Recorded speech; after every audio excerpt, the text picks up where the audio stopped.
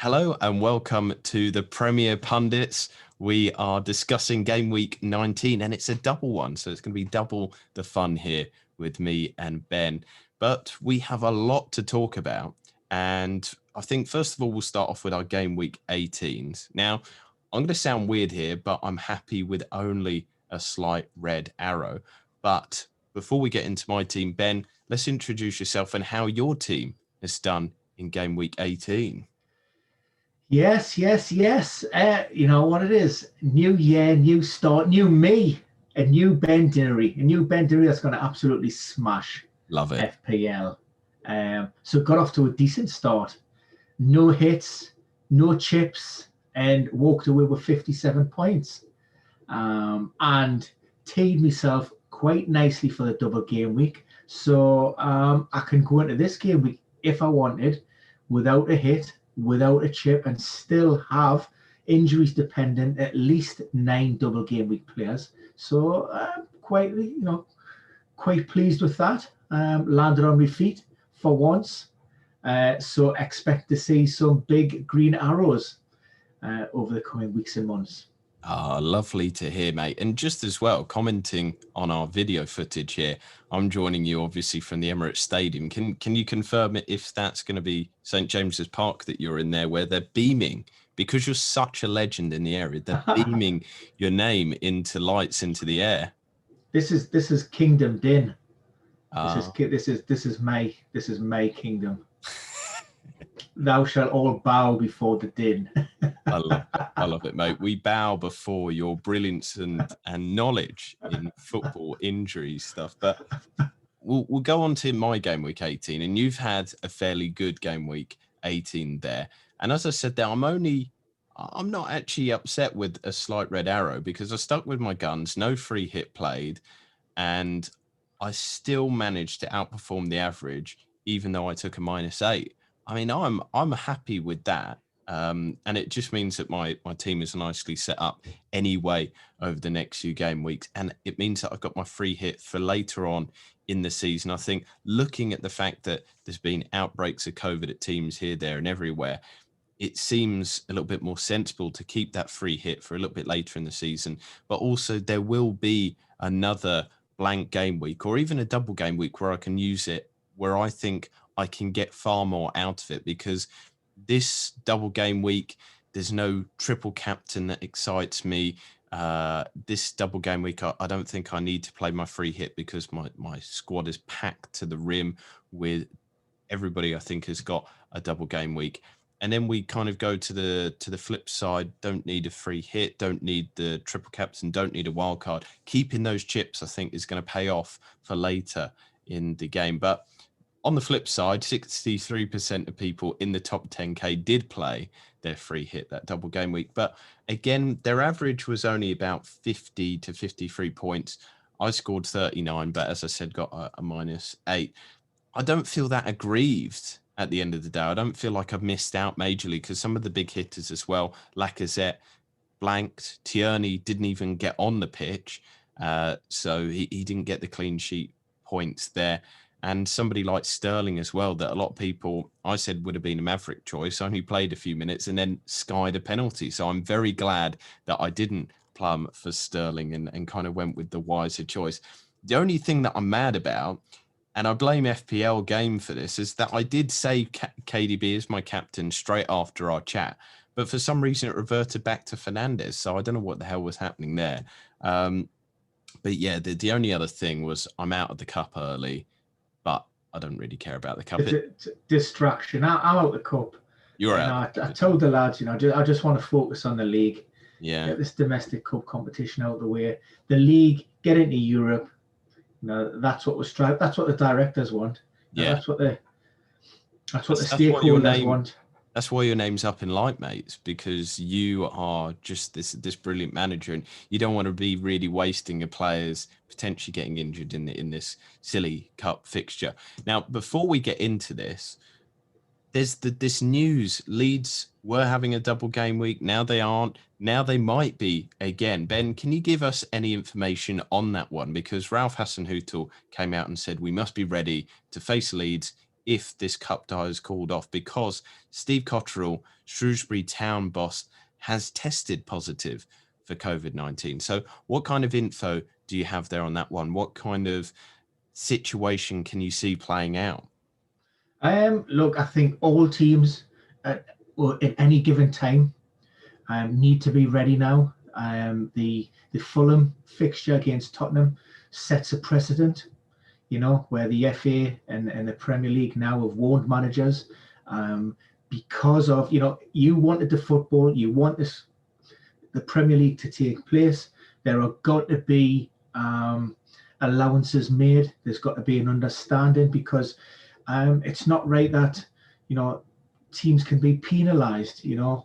For example, Tottenham, through no fault of their own, are still fighting on 4 fronts: domestic, cup, league, European. It could be that towards the end of the season, unless you get these fixtures played, there may be a requirement for them to play sort of 4 games in a game, back-to-back game weeks. So, they're going to try and circumvent any kind of fixture pile-up towards the end of the season, and shoehorn matches in any, any way they possibly can. What I would say with regards to the situation down at Shrewsbury, and I don't know, you never know the full story. You never really know what's ins and outs. But it's with Ralph Hasenhüttl, he actually touched upon it with Danny Ings during Thursday's press conference.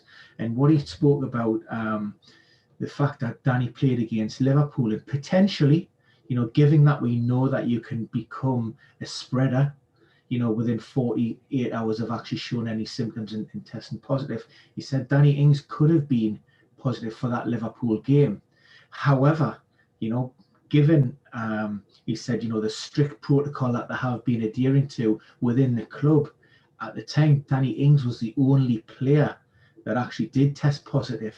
And that was, again, that's testament to the clubs, the players, the backroom staff, and everybody associated with that club, that they were able to contain, at one positive case just to a single player. Now, hopefully that could be the same case with Shrewsbury, and we might see, in today's day and age, it's not really a big issue. We've seen, I think Scotty Parker was managing from home through headsets and phones and watching games, through handheld devices. So that might be the case. I think the FA Cup is slightly different in the league, whereas we were going into last weekend's 3rd round matches where it's just a case of, look, let's get these games out of the way, even if you have to play 14 players from your development sides, under 18s, under 23s, as Aston Villa were asked to do. So that's a slight difference between how the league and the cup may differ, because the league, you are bound by certain deadlines and cut-off points, and although those aren't necessarily, they're not fixed in stone, they like to try and get these out of the way. So I'm not sure. I mean, I don't know the full situation down at Shrewsbury, but I'd be very, very surprised if that cup game did not go ahead.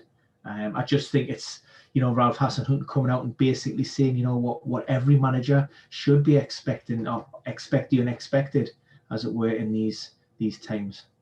Well, that's useful for the FPL community then, that you're kind of on the side that it won't happen, and we'll try and keep everybody informed as much as possible through your Twitter feed, Ben, because you get the information as quickly as possible. You're a great source for all this. But one of the discussion points this game week as well is the injury updates. Do you have any kind of quick news that you can give us on each team, just which players we should expect back, which we shouldn't? And I think one of the big talking points, because their fixtures look so damn good, is West Ham's Mikel Antonio. But if you want to start off with other people, that's all right by me, Ben. Yeah, I mean, we can start with West Ham first and foremost. 2 big talking points coming out of the Hammers. First is Lucas Fabianski. The goalkeeper was injured in a warm-up on, I think it was on New Year's Day. There's been a lot of talk around, will he come back, will he not? And he was pictured on, training with the group in the build-up to this game week. Now, the general feeling, the consensus is Fabianski will be okay. However, David Moyes tempered everybody's enthusiasm at Friday's press conference by, he was very non-committal. We will see if Fabianski can pull through. Of course, you judge every situation on its own merits, and in Darren Randolph, they've got an able deputy there. So again, if there are any slight concerns, then it doesn't make any sense to throw Fabianski back in there. And yeah, Antonio, I've got a lot of questions. A lot of people bringing in Antonio are asking, should we take a hit to bring Mikel Antonio in against, ahead of this game week? One of the big transfers that I've seen was for Dominic Calvert-Lewin. And on the face of it, it seems like a no-brainer. Mikel Antonio, following the sale of Sebastian Haller, West Ham are, really lacking firepower in that department. So it looks, on paper as if Mikel Antonio is a shoe-in to start both games. But what I would say is, given that his recent injury problems around that hamstring, while I do expect him to start both games, he could be managed, in both.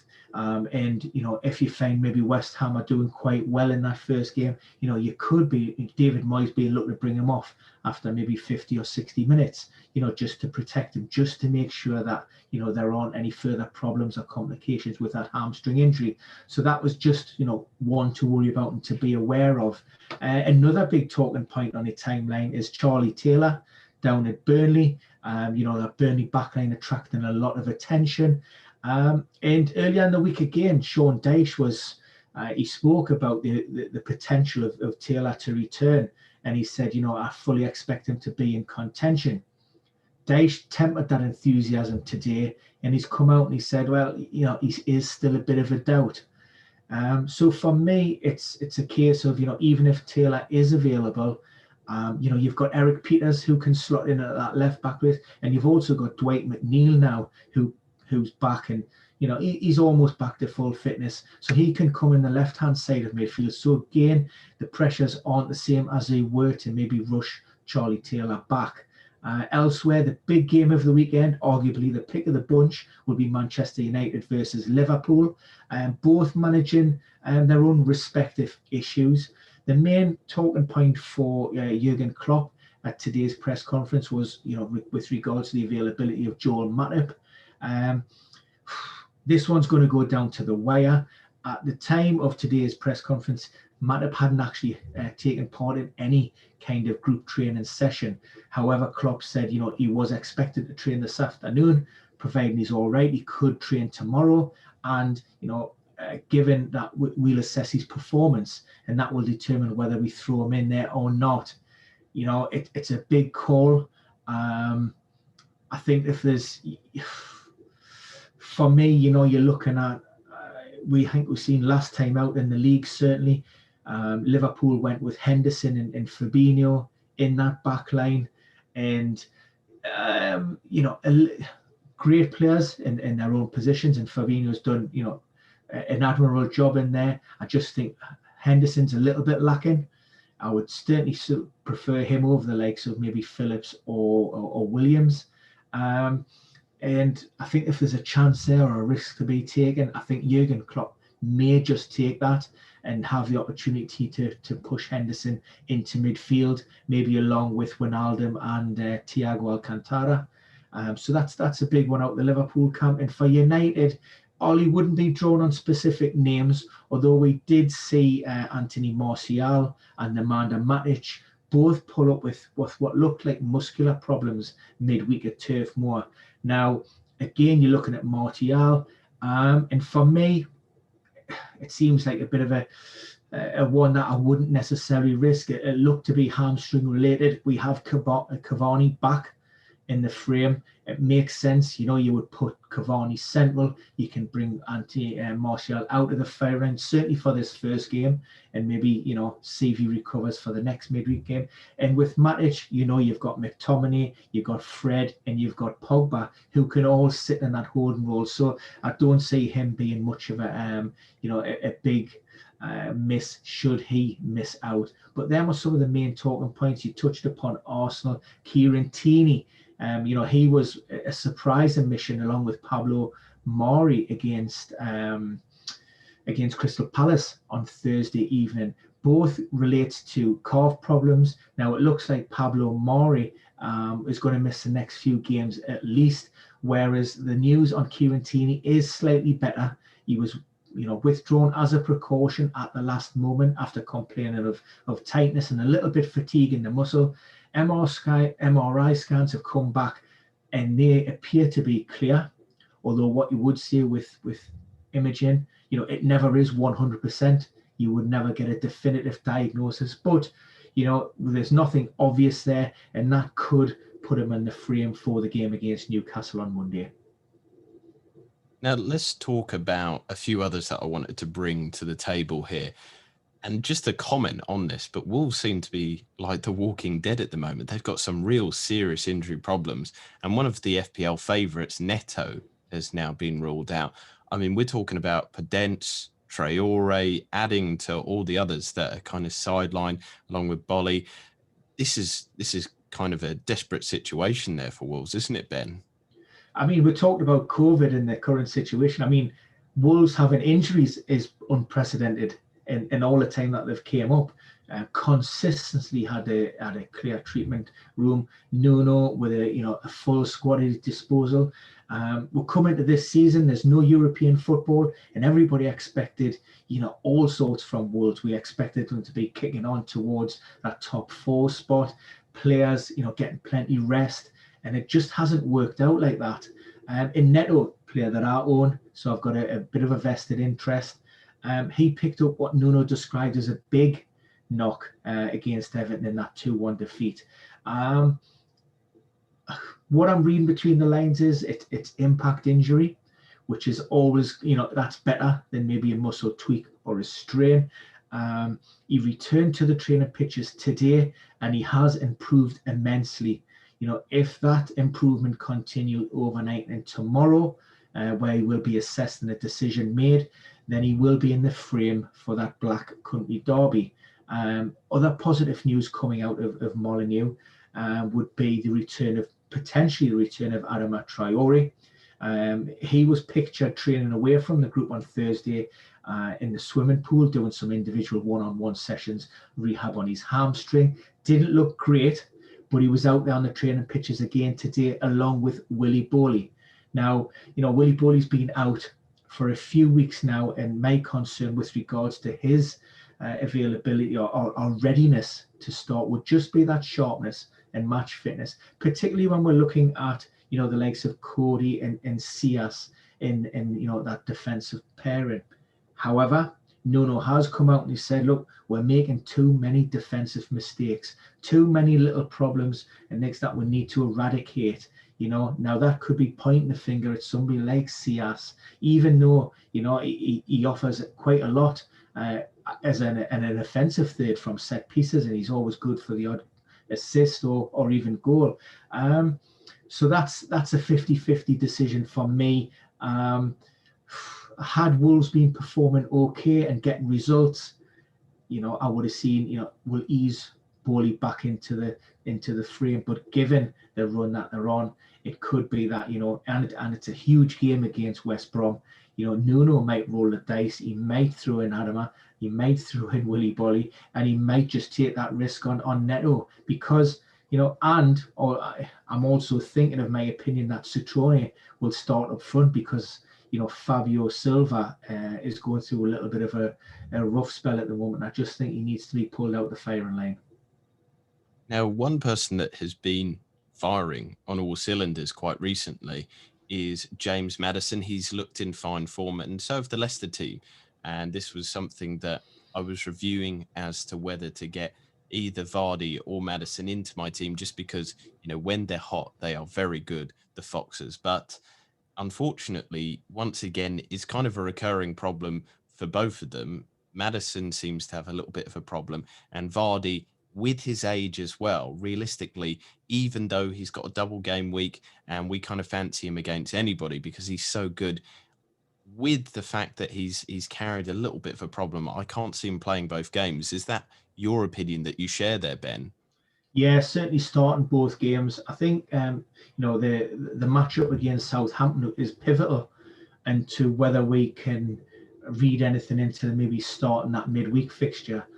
If it's tight and Brendan Rodgers keeps them on, for the full 90 minutes, then I think it's going to be very hard for either player to fully recover in time for that second match. If they're cruising by some, highly unlikely, I would suggest, maybe, given the form that Southampton have been in. But, if that game's put to bed early in the second half and we're getting players off it around that 50 and 60 minute mark, then potentially, they have a chance of being available. But, given what we know, James Maddison knee problem, Jamie Vardy ongoing hip impingement injury, we know that it takes those players, the 2 to 3 days just to sort of get themselves back on their feet and begin to sort of train again. So, with that in mind, it's going to be difficult for either to start that second game if they're playing, 90 minutes against Southampton. And the final one, and I feel like I've been asking about him for so long, but it's because Aston Villa's attack have put so many good data statistics out, and we will be talking about some of their assets in just a moment. But it's got to be big Ross Barkley. I think he makes a lot of the players in that Aston Villa team look better as well. Watkins, Grealish, even El Ghazi are more appealing to me if Barkley is back in the side. But the story is, he's coming back soon. He's coming back soon. How soon is now, as the Smiths would say? When is that time going to be here? I wouldn't bank on Barkley. I laughed at at least I amuse myself. Look, I've had lots of questions with regards to Villa players heading in. They've obviously had the Newcastle match shoehorned in, so them themselves have got a double game week. So I see the appeal with Villa assets. People have been talking to me about Grealish, Watkins, McGinn. Bartley hasn't come up on many people's radar yet. But what I would suggest is, look, we have no idea what is going on at Aston Villa. We know that players and backroom staff have been isolating.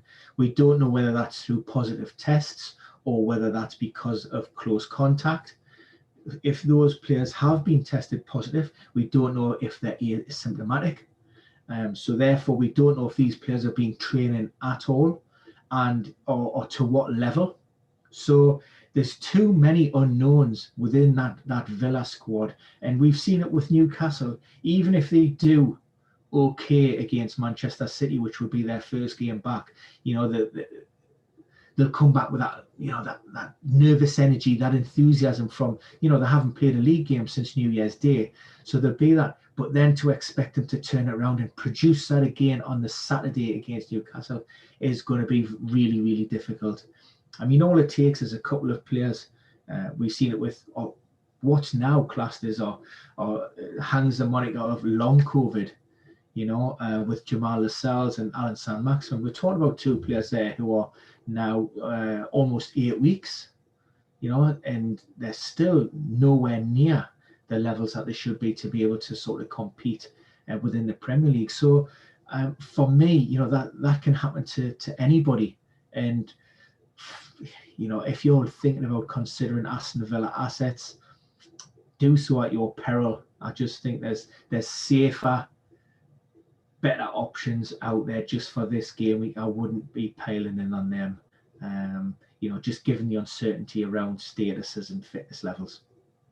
Yeah, so back to your first message, you don't back Barkley. I like it. I always laugh at your jokes as well, Ben. I don't know if the listeners, but that's why we're the on-screen couple, aren't we? That's why we vibe with each other.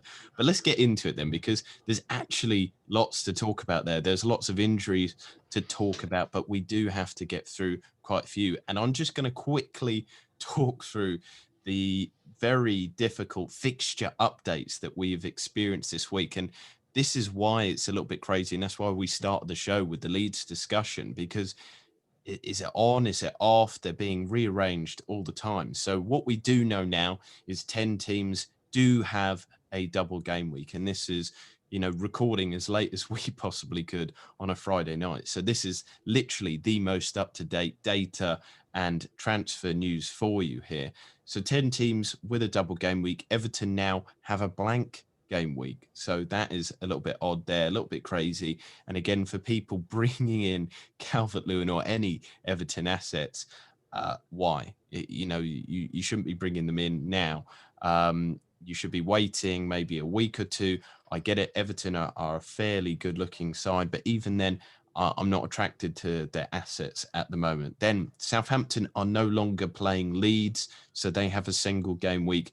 Leeds at the moment of recording no longer have a double game week, but keep an eye on that one because the Shrewsbury fixture could be cancelled, but it could not. It's going to be interesting as well to see if that game week does happen, the double game week, but we get into the cutoff point, will it not be included? That will be an interesting thing to see in the game. Will they shoehorn it in? Because my understanding is, do you remember when there was that affair with Manchester United and there was the bomb scare? They had to kind of almost add it in a little bit later, but because the season's still ongoing, they had a little bit of almost luck in the sense that the season was over and they had to put this one in. It's going to be interesting to see how the game mechanics work there. Then Aston Villa have a fixture change, still a double though. Now it is Man City away and West Brom at home, and Newcastle have fixtures, still a double, although I don't think any Newcastle fans will be looking forward to any of these at the moment. I'm sorry, Ben, but Arsenal and Aston Villa away. So there are the fixture updates for everybody. 10 teams to choose from a double game week and some interesting ones to pick up there. But I want to start off the discussions today, Ben, with actually West Ham. I think the defense for this double game week is a shoe in. I think they're looking really solid at the back. Creswell and Kufal are some of my top picks. And some would say, Cresswell, because he's on the dead ball situations, he's a must have. But then Kufal has been producing more chances over the last few game weeks than Cresswell, which makes him, equally as attractive for me because he's cheaper as well. So you're almost getting a little bit more for your money with that. Plus the discussion of Antonio. If Antonio is back, I feel for me, it's a bit of a gamble. Obviously, I think West Ham want to bring him back, but his minutes surely will be managed because they know what he's like. What do you think, though, Ben, on these West Ham assets? I like them. I really do. And one that I think has really grasped the opportunity to come into that West Ham backline, Craig Dawson, is another player who, like I said, it has just piqued my interest a little bit. I've been talking to people about who are free hitting this week, and I've certainly haven't been put off the notion of maybe doubling up on a West Ham defensive double up with maybe Cresswell and a Dawson. I just think David Moyes is almost like this they're ticking all the boxes at the moment. I thought they'd struggle when they moved from a 5-3-2 or a 5-4-1 once Masuaku got out to this 4 at the back, and I see them, maybe just potentially, being a little bit, leaking the odd goal, but they had that little transitional phase, but now they seem to set back in the groove. And then you've got Souček, who is banging form as well, and I think there's a lot to like. They're never going to go out really in blitz teams, and they're just honest, hard-working. And they're settled. David Moyes has a fairly settled team there. So again, when you're looking at double game weeks and you're looking to bring players in, you're wanting players who ultimately are going to start and are well placed to be in that starting 11. And David Moyes, pretty much, sticks with a strong core of his side. This is the thing about West Ham as well. Just bringing in a little bit of this data, the side over the last 6 game weeks, they are 6th best for goal attempts in the box conceded. Their XG conceded is also up there in the top 10. So I think they're 7th on that one. They've had 6 goals conceded, which is a little bit much. But then I think reflecting on the fixtures that they played, some of them have been a little bit difficult. factoring it in, the Chelsea one was a little bit of a hard one with the 3-0 there. Brighton, I think, was almost a little bit anomalous because of the fact that Brighton are just not that good, and I wouldn't worry too much. And then the Everton one, you'd probably say they're a little bit unlucky. So, they've even done a little bit worse on their XG conceded there, but Fabianski normally sorts that out. So if he is back, that makes him look even more kind of enticing. But the defensive data is good. They're solid at the back there. And what I would say, adding to that, is the fact that the team have some great fixtures coming up. So the double game week is Burnley, who are almost allergic at times to scoring. Chris Wood has lost his shooting boots. They must have been stolen or something. I don't know what's happened to them. And then West Brom, Allardyce has come in. I was expecting a little bit more, but they're no good.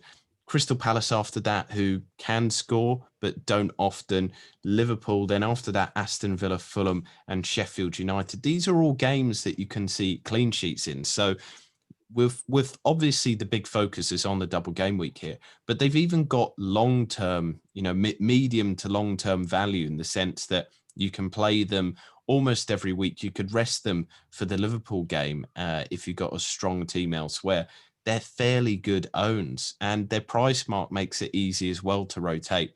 The fact that Cresswell is, I think, 5.1, 5.2, Kufal is, below that 5 million mark. So you're not kind of resting a big value player as well. So I really like the shout of West Ham there. And a double up might be in for the call there. A treble up might be as well if Antonio is, if you're willing to make that gamble, or even Souček. Souček seems to be picking up there if Antonio's not. So they're worth the gamble there, but I don't even think it's a gamble. They're just a good side. Now, the other discussion point that I wanted to bring on, and again, this is medium to long-term kind of planning, but I'm going to throw this out here. I think that Fulham might be good for some defensive assets, and backing it up with data, but also the play style, the tactics of the team have been focused a little bit more on defense. There was a great Athletic article that kind of explained that Parker is, it was very well titled actually. Parker is working on the problems of the side bit by bit, almost breaking it down, across the field. And I think that's it, so the title of Scott Parker is solving Fulham's problems one by one. And I agree with it in a sense. The problem before was Fulham were conceding too many goals. He's worked on that. They're not scoring a lot, but teams don't go down if they've got a solid defense. Like if they can pick up draws, points, and the fact that they picked up 2 clean sheets in the last 6 make them look fairly desirable. The 4.62 XG conceded that they've had over the last 6 game weeks is third best in the Premier League. Goal attempts conceded, third best in the Premier League. Goal attempts in the box conceded, third best. They're also third. They're pretty high up for big chances conceded. This is a mean at times Fulham defense. You rightly pointed out that Anderson has kind of almost brought that in. With the shift in fixtures after this double game week, I think this one is a difficult one to justify with the kind of players that the teams that they're playing against with Chelsea and Man United. They are both at home. They're trying to make Craven Cottage a fortress. But after that, I really like the fixtures. Brighton, West Brom, Leicester will be a little bit difficult, but then West Ham, Everton, Sheffield United, Crystal Palace. These are all games that they can do well in. They can pick up clean sheets. Even the goalkeeper might pick up save points in those kind of games there. What do you think about owning just one defensive asset, maybe an Anderson from Fulham? I started the season with a Fulham defensive asset. I went with Joe Bryan. I really expected him to come in using his experience of being in the Premier League. Great offensive returns in the Championship, and thought he was my little diamonds in a goat's arse. but that didn't work out. And I think Scott Parker, what he's done, he's almost just tempered that, understand the limitations of his squad, and said, right, well, actually, we just need defenders to defend, do their job first and foremost. We'll either sit Harrison Reed, Lamella, or Zambo and Guisa in front of the back line, and yeah, we'll shore things up. And I think Fulham now are probably the team that I expected to come up.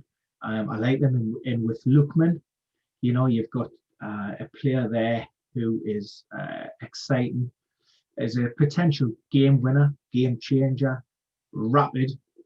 And, you know, Scott Parker said if he can recapture any kind of, you know, similar to the form that he had when he was at Everton, you know, then we've got a future star on our hands. So, look, I do like Fulham. I think they're in a little bit of a fault position. I don't think, you know, outside of that top maybe 7, 8, 9 teams, they're all much of a muchness. I think everybody's capable of taking points off each other. And I think, you know, Fulham are just, it's took them a little bit while to settle down. But yeah, look, they seem to have got their head around, you know, what needs to be done. And they're playing with a little bit of confidence. Excellent at Tottenham through the week. They fully deserve that point. And, you know, I don't think you can underestimate what Areola has brought to that Fulham side. You know, just having a goalkeeper of his caliber, you know, that breeds confidence to his squad. I mean, he saved from Heung-min Son. You could argue it was a nice height midweek there, but that was superb. You know, and you concede that, and then Harry Kane scores and it's game over. So, you know, that goalkeeper there, Fulham are able to build. You know, and once you've got that platform of a clean sheet or staying in the game until the end, then you're always in with a chance because, you know, they do have some players who can create and ultimately take those chances in Cavallero and Lookman. Now, I want to turn the conversation on to Aston Villa because, as mentioned there, we were talking about Barkley, but I think the team are doing actually quite well without him. The side are posting some pretty enticing attacking data. They've done really well kind of managing without a fairly big asset there. You know, let's not beat around the bush. Aston Villa have brought in him for a reason, and he's done bits. But looking at the attack of Aston Villa over the last few game weeks, and the team are pretty damn good. You know, they're third best for expected goals with 10.34, but also creating plenty of big chances. And actually, they're drawing at the top of the league with Man United in terms of total chances created. And in shots inside the box, they're also top there, actually ahead of Manchester United. So the underlying data is there. What I would say is I'm a little bit disappointed actually with the fact that the side have only scored 8 goals from an XG of 10.34. Now, there's the twofold argument that obviously they're either underperforming because they've been unlucky or they're underperforming because they don't have very good striking assets. I think that the fact that there's almost a fixture switch soon as well, they've got some really good fixtures in the long run. We might see them at least match their XG. And looking at somebody like El Ghazi, it's a bit of a weird one, but he's a cheap one. And I think he's doing well in the side there. Ollie Watkins has underperformed his XG and XGI this season, but even he has had actually the most shots in the box over the last 6 game week of any FPL asset. These are all kind of fairly attractive, but there is that big but there, Ben. We don't know who has been involved with COVID. We don't know about this. We don't know about that. Would you say that holding off just for this double game week before people bring in the assets is long enough to kind of look and see at the team? Or do you genuinely worry that maybe because of this huge impact, there might be an effect on the long-term ability of the team to get results? Because the underlying data before was pretty fantastic. As I said there, you know, top 2, 3, even top in some instances. Could we see almost a regression, not to a mean? I just mean a regression because the players have been ill or unfit. What I would say about Aston Villa, and echo your thoughts, since Project Restart, they've continued that form forward, and they have been excellent and justified in the praise and on the performances. Teams don't go out and produce the types of displays and results that they did against Liverpool without not having a bit of quality in that squad. But I think ultimately, there is a core to that Villa team. And maybe we didn't see the best of Aston Villa last season because the likes of John McGinn, were missing for large parts of that. I know they've addressed the centre forward concern, in the absence of maybe Wesley and the goalkeeping. But I still think, we still need to see which players come back, which players have been affected. With regards to Aston Villa team news, what I would say is I think we're fairly confident that Jack Grealish hasn't been, overly affected by the virus or whatever. He has been providing social media updates, showing that he's training in his home gym, cardio exercises, weight. So it looks like he's absolutely fine. But if you take a few other sort of key components out of that Villa team, then I would have some concerns. It isn't a massive squad blessed with a lot of quality. If you look, if there was, I think we were maybe 14 or 15 games into the season and Aston Villa had used the fewest number of players. They had used the fewest number of substitutes. If you got your shirt and you delivered, you were in Dean Smith's starting 11, and barring injury and or suspension, that was pretty much it. Early doors, I think the first sort of 3 to 4 changes that he made were all enforced. So we don't really know how, the wider circle we've seen an injury to, I think it was Konsa, and then suspension to Traore, where House came in and done a great job. But to expect 3 or 4 players to maybe come in and really hit the ground running and settle in.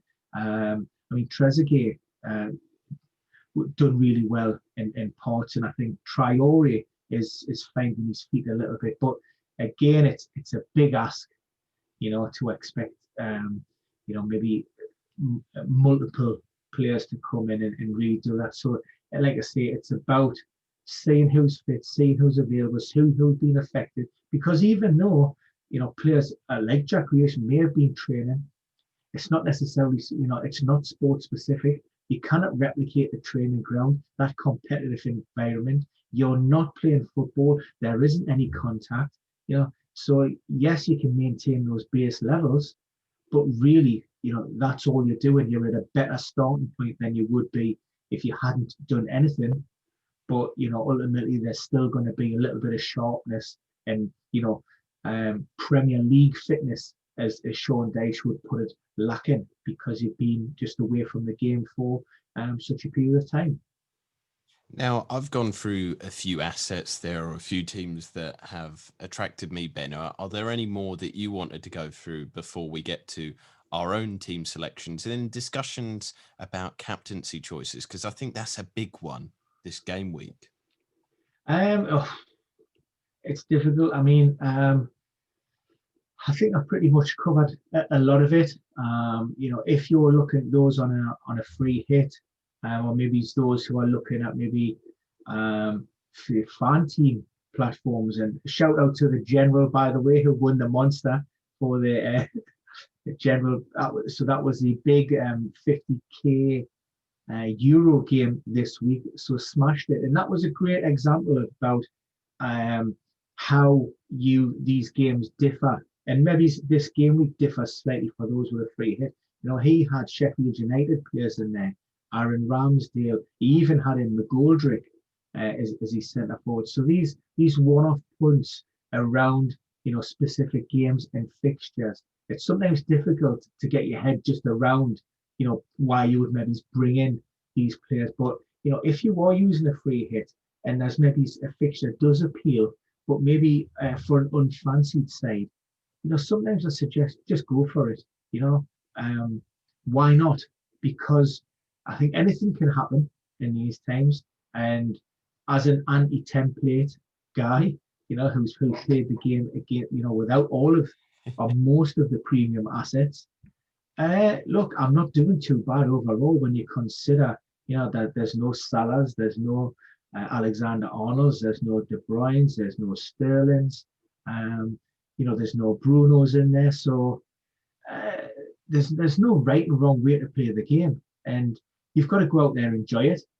And if you go with it, if you follow the sheep all the time, then it just becomes a little bit boring.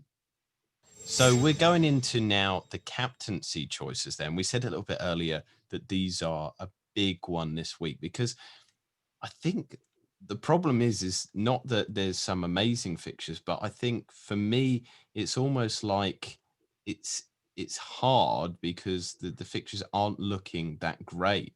The big ones this game week, I think the most captain player that has been in the forums and in the polls is Kevin De Bruyne. But my problem with him is that obviously Manchester City haven't been what they once were in attack. They had that really enticing game last weekend against Brighton. People would have thought they'll score at least two, but they've not scored at least two against some of, I would say, the weakest opponents in the Premier League. 1-1 against West Brom. They had only 2 goals against Newcastle. They did do a bit of a thrashing on Chelsea, but it's been a bit of a while since we've seen one of those huge scorelines that were basically the earmark of a Manchester City side. In fact, it's not since game week 10 against Burnley that the team have scored more than that big 5-0 scoreline that we've seen in recent times. That kind of gone, that's why we own the premium City asset. So coupled with that, Aston Villa are no pushovers like they were last season. Crystal Palace can concede goals, but they don't score bucket loads. In fact, there's not many kind of whipping boys this season where you'd think, in yesteryear, the likes of Huddersfield or Fulham last time they were in the Premier League, you go, God, they're going to concede at least 2 or 3 this game week. The other big choices are Mo Salah, because he's playing 2 home games. But again, it's Man United, who are much improved. Their attack is very good. And I think this is going to be the problem. Almost that Man United's defence haven't been great, but they have seen out games of late, but their underlying data is not great. But then neither is Liverpool's. I think this is going to be a bit of a drudge match. There might not be a lot of goals, as both teams don't want to lose. This is so important, especially for Manchester United, because this is the first time in a long while that they've been top of the league. This is almost new territory for them again. So there's that problem there. And then Burnley, they like to frustrate teams, especially the big 6 ones. And then Fernandes, an away game at Liverpool and an away game at Liverpool. Two games at Liverpool. That would be pretty hard, both away. An away game at Fulham. So again, that makes it hard for me. I'm almost considering, and hear me out on this, maybe captaining Diaz or Stones. I think 2 very clean sheetable games against Crystal Palace and Villa. I think they're more likely, almost in many senses, to get a contribution than De Bruyne, because the Man City attack has just been so dull. It's not been great. It's creating lots of chances, but then look at the number of goals that they scored over the last 6 game weeks, only 8 to Man United's 15. But then that also brings in the argument about Bruno again. Even with these kind of defenses that they're playing against, they're scoring bucket loads of goals. So what is your consideration on this game week's captain? Because at the moment, maybe I'm playing it safe or maybe not, but I've kept it on Kevin De Bruyne, although for some reason the game didn't put it on Kevin De Bruyne last week. But yes, what is your choice on this game week? Jason, you know my choice. I know your choice in terms of Rashford, like it's set and forget, but yeah, in terms of for the EPL community, looking at the fixtures, and I echo a lot of your thoughts and sentiments. Very difficult. It's hard. The obvious choice, I think it seems to me, just from what I'm picking up from the community. If you're focusing on your overall rank, then Kevin De Bruyne seems as if he's going to be the go-to for a lot of FPL managers. And if you maybe want that more maverick type of pick, then it might be Bruno. And it's hard really to look past those two players. They're two big assets. For me personally, within my team, if it wasn't Rashford, I may have given Martial some serious consideration, but he was disappointing at Turf Moor, and obviously you've got this injury hanging over, this doubt. So that would be a concern. So it would have to be a punt.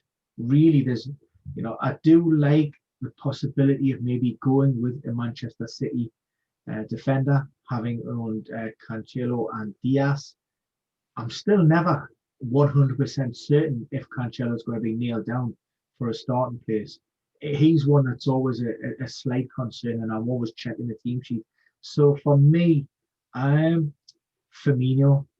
I just think, in Anfield, they've got the Burnley fixture after Manchester United. I can see him maybe getting one, possibly two goals across those two games. So he would be my pick.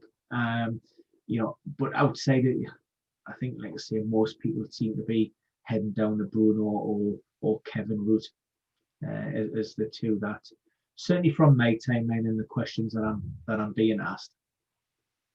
It's a super difficult one, and we will endeavour to keep people in the community up to date with it, because at the end of the day, it's so hard. This is probably the most difficult captaincy I've seen all season, just purely from the fact that there's no clear reason, there's no kind of data to guide my decision as well, because the data for Fernandes, the fact that Man United are probably the best attack in the league at the moment, then goes against it with they're playing Liverpool, one of the better defences, although I wouldn't say they're up to their old kind of level. And then the Burnley defence is so good. Kevin De Bruyne and Man City been underperforming, but then Kevin De Bruyne played a false nine role midweek. So there's all if, buts and maybes. The other question to you, as an owner of Kane, why would you not captain Kane against Sheffield United? I mean, that's a difficult one in itself. It's only one game, but then that's the sort of game where you kind of like, yeah, I'll captain him for that one in a normal game week. I don't necessarily think that Sheffield United's position in the league is reflective of their performances. If you look, Sheffield United are a team of fine margins. Last season, where they were nicking those narrow, 1 goal, 2-1 wins. This season, it just seems to be going the other way. And rarely have they been totally outclassed and really punished heavily. Of course, they've got their first win of the season against us midweek. So there's a shot in the arm. That's a confidence booster. Chris Wilder is also confirmed that we have Ender Stevens and also George Baldock back. And he can put them back into that Sheffield United backline if he chooses. And I just think maybe Tottenham have almost regressed back to where we would expect a Mourinho type of team to be. They're not, as cutthroat and gung-ho as maybe as a Manchester City used to be, where we've got 3, well, we'll go for 4, then we'll go for 5. With Mourinho, quite happy to take that goal to get it to, and sit back and just sit on that. And so I'm expecting a really tough game for Tottenham. I think they may edge it. It could be tight. It could be a 1-0. But, so if I'm going into that game thinking Kane could only get 1 goal, maximum, and they've only got a single game, then, I'm going to overlook that, and I'd rather take the chances with somebody who's got the opportunity of potentially bagging 180 minutes. So let's move it on to your team selection. We're winding down the show here, and we're going to look at your 11 on the pitch. Now, talk us through your team selection here, because I think one of the notable absences, I feel, is Martinez, who is he still on your bench? I mean, he's playing Newcastle like Arsenal, but he's also playing Manchester City. So he might get a clean sheet with an extra appearance point, or is it still you're against Martinez for Martinez reasons? Yeah, I am against Martinez. I mean, don't forget that Bert Leno was in the cold. He was getting the cold shoulder at one point, and I've allowed him to come back into the fold. But Very benevolent. yeah, new year, new start, clean slate. Not for Martinez and Hasnad. Look, okay. I just think with Aston Villa, I'm just not comfortable or confident with them. We cannot underestimate the impact of this potential lockdown for the club and having no training, and it may transpire that it's a couple of fringe players and then a few players from the development team, and it doesn't really affect that start 11. We just don't know. That's the problem. And I just think with the way Newcastle, the way Newcastle attack, just the way Newcastle play per se. Although, I believe we should have won then the FA Cup. We missed two great chances late on with Andy Carroll. But Leno's been a decent nick, so for me, I think that single, I certainly wouldn't expect Villa to keep a clean sheet. It's City, so you're looking at a Villa clean sheet against Newcastle. Well, I expect that clean sheet against Newcastle for Arsenal as well, without taking that big hit. So that's why I went with Leno. That's a good explanation. And also, if whatever happened, we don't have any sources for this, but if Leno was to contract COVID or God forbid anything else, then at least you got backup on your bench with Martinez. Then your back line there, you're playing five at the back. I'm liking it. Five at the back always fills me with a bit of excitement. You want to see some kind of what you'd call classic shithousery, seeing the games out, going for the 90 minutes with some clean sheets. Not always the best for viewing, but then sometimes I think almost better than a hat-trick performance, you see like a real scumbag moment towards the end of a match and you're like, that's my defender right there. So you're going to have 5 times those scumbaggery moments, hopefully. And to be fair, I like all those picks there, Ben. Just talk us through quickly if there's any kind of logic there or reasons. Look, this week for me is all about the double. Not bothered really who you are, who your game's against. I'm prepared to take your chances. If I think you're going to start both matches, then you're in. So that's about the double with regards to that. And yeah, I quite like that back line. I mean, there is a possibility that I was even contemplating playing the bench boost. And there's still, I will sleep overnight. I could bring 1 or 2 players in if I want. I still have a free transfer available. So by no means is this team set in stone. And just for people inquiring, Saka, Neto, and Kane are the people on your bench. So just keeping people in the loop on that one. Now, there's obviously an error there because Rashford is your set and forget captain. Yeah, that's a weird. See, FPL's playing games with you as well, mate. You obviously wouldn't change your captain there. So Ward-Prowse is not your captain, but Zaha, and then Rashford will be your captain, and then Martial. And Firmino, I like this. Very, very maverick choice there. But he was looking good in quite a few recent fixtures. Talk us through your mids and your forwards there. Ward-Prowse, he's been with me since Project Restart. I've waxed lyrical about Southampton, and Ward-Prowse is at the heart really of everything that Southampton do. All the good that it produces, set piece, so a no-brainer for me. I really like Ward-Prowse. As we know, Rashford is me set and forget. A set and forget that I regret.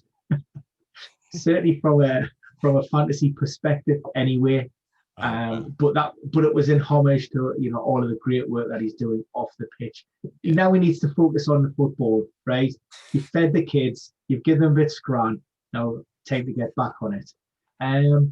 Zaha, he's been in the squad now a couple of weeks. He's been a little disappointing, dare I say. But Palace have an all right record against Manchester City. I think City have only won 2 of the last 5. And you tend to think that if Palace aren't going to produce anything, if they are going to get a shock, then Zaha is going to be, he isn't going to be far away from getting the points. Martial, he's the question mark. Certainly, he should have got himself at least 1, possibly 2 goals at Turf Moor. The last one in the dying embers of the game, saved by Nick Pope, and then he comes away limping. You were hoping at that point, was it just a little bit of a embarrassment? He was just trying to take the onus away from the fact that he should have scored. Ollie hasn't ruled him out of the game, but if it is a hamstring tweak, again, what I would suggest is he ain't going to be risked, especially with Edison Cavani, back in the frame. And it would make sense to me. I looked at it that, go with a 4-2-3-1, Greenwood, Rashford, Bruno in behind Cavani. And you've got a really good looking United attack there. So that's me slight concern. And Firmino, I'm just expecting him to kick on. He's had by his own high standards. As with a lot of the Liverpool players, I suppose, have just dipped below their previous sort of levels, and it's one of those ones you're just expecting, them to kick into gear at any time. And at his price point again, look, there's not a great deal of strikers on offer across the league that I really want to commit to. And this fit well with the double game week. So, that was the reasoning behind that. With regards to me bench, look, I'm not sure yet.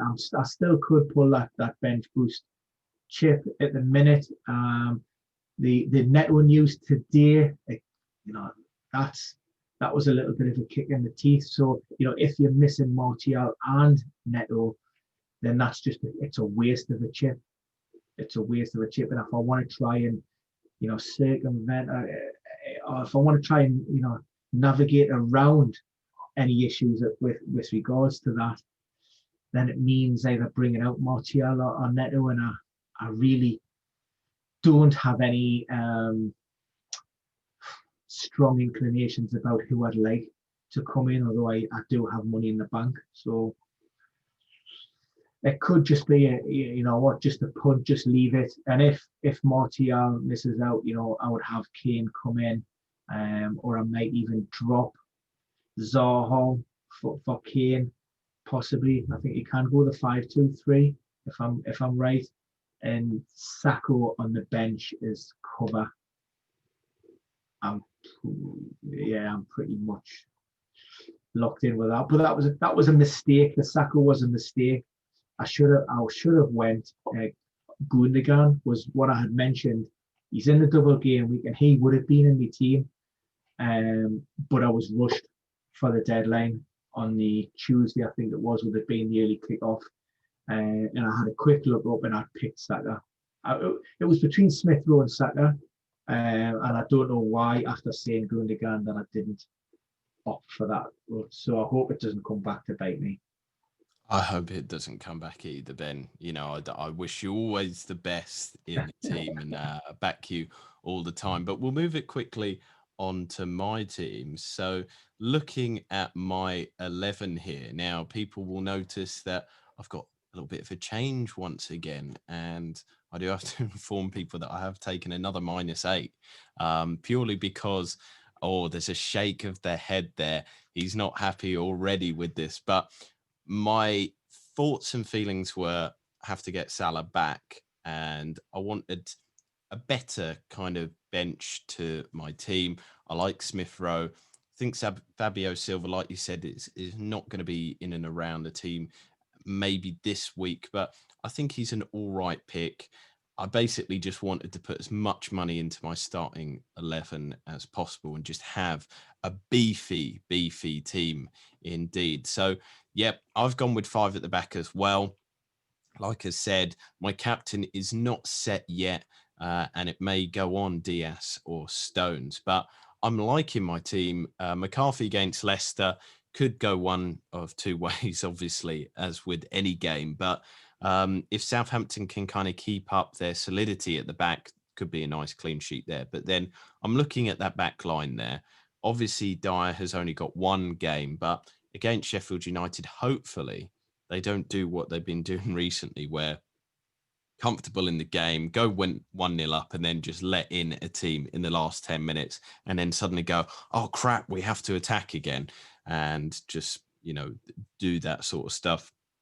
Although, to be fair, I'm not too bad because it's Tottenham and it's nice to see them do badly. But on the flip side, as a dear owner, it's not good to see almost a little bit of lack of concentration in those kind of final important minutes of matches, which used to be a hallmark of Mourinho's teams. But moving it on to the rest of the back line, Wan-Bissaka could pick up a clean sheet against Fulham, and then he'll pick up those appearance points against Liverpool. Robertson kind of the same. I expect a clean sheet against Burnley, but maybe not against Man United. Maybe a 1-1 close fought game there, but a draw. And then Diaz and Stones, I'm confident with them that they'll pick up 2 clean sheets. Salah against Man United and Burnley. I mean, if the goals are going to come from Liverpool, I feel like Salah's going to be the man at the moment. Liverpool just haven't looked like they once were recently, though. And it worries me a little bit, but then I get more worried not owning Salah. So I've kind of got a holy trio in midfield now of De Bruyne, Salah and Fernandes.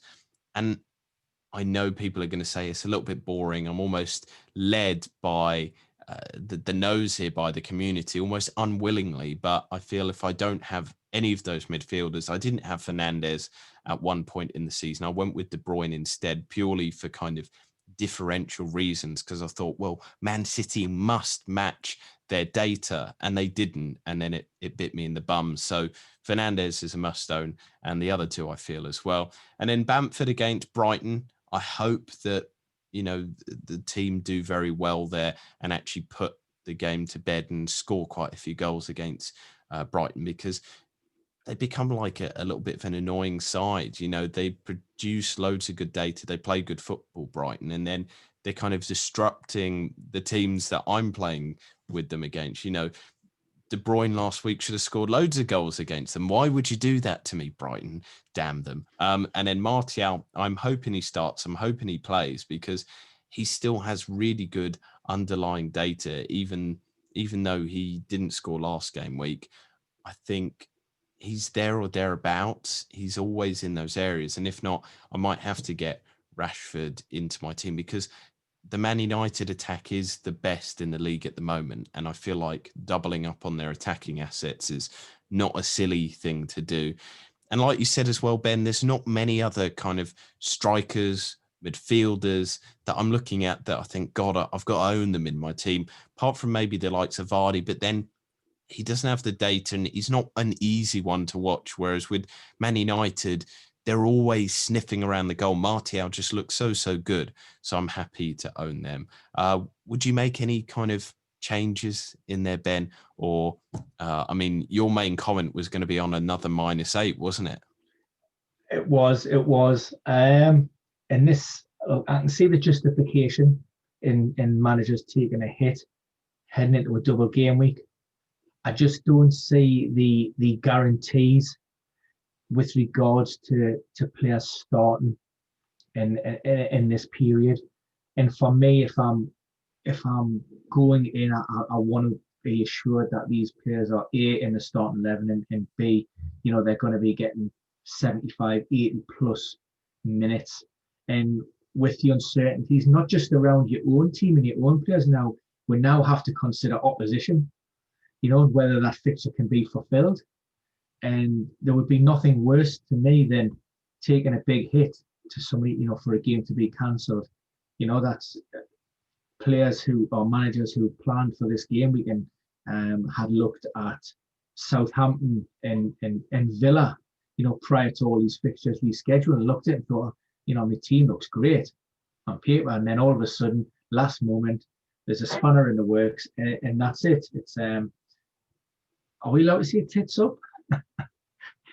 we said shit earlier, so tits is all right. So so the tits are in the shit if it doesn't come up. Oh, that's not a nice mental image. But I mean, your midfield. I think you're talking dream team material there, aren't you? With that 3-man midfield. I'm not a big fan of Bamford. I'm not having him anywhere near my team. I don't even like looking at Bamford. This is not personal, by the way. This is purely from an FPL perspective, and had quite a heated discussion with regards to why I would never pick Bamford. I put him off just because I could see it was riling you up. Even just the mention of his name has got the blood boiling. But look, it's like everything. You look at that on paper, it looks a great team, looks solid. It looks like it's going to be a winner, and you're coming in with a 3-figure haul this game week. But unfortunately, we're not playing dream team. We're playing in this strange little polar cosmos of everything that's just swirling around, and we just pick the team that we think maybe will produce and go for the best, because I think there's a lot more luck involved in the game that we're playing these days than there has been in any season prior. Yeah, and the other problem is that the big C word at the moment is COVID. That's the most offensive C word in the ether, and it's causing all sorts of problems. It does make me worried. That the thing is, the -8 was to bring in Salah, who I think will start. There's no kind of rumours around Liverpool and stuff like that. So it was basically just to facilitate that and give my bench a bit of power as well. And I'm just crossing my fingers, hoping that Smith Rowe and Fabio Silva both kind of stay in their team so that I can at least get appearance points if, God forbid, one of these situations was to occur on another game week. But in terms of this game week, in terms of this show, we've covered all that we need to. We've given lots of facts, lots of data. And just to remind people to like, subscribe, remember to share as well, because not only are we producing lots of content now in 2021 and going forward, but we'll also be having some great gifts, opportunities to win prizes for everybody in the community. And just a reminder, at Christmas we gave away to one of our listeners, Anand, a lovely Amazon gift card that might be coming up on the horizon again, so you want to stay tuned and keep the notifications on for that. But for now, I'm going to have to say goodbye and a good luck, and hopefully maybe a bit more luck than I've been having at the moment, Ben. Look, good luck to everybody. It's highly unusual and I tell everybody good luck, but no, we may need it during these uncertain times. I'm going to wish everybody good, even people in my mini league. But it's been another great podcast. I'm really excited, these upcoming fixtures, to see how we fare. I've been disappointed. Normally, you have that little tinge of disappointment and trepidation, but no, look, I'm going into this fully confident and hoping for, if I can hit, I want a 3-figure return. I want a 3-figure return. Anything less, and I'm not happy. There will be some expletives being fired out over the course of next week, without a shadow of a doubt. So always a pleasure, Jason. Always a pleasure, my friend. Always a pleasure indeed. Well, thank you and goodbye, and good luck for this game week 19 double game week. Bye, bye, bye, bye, bye.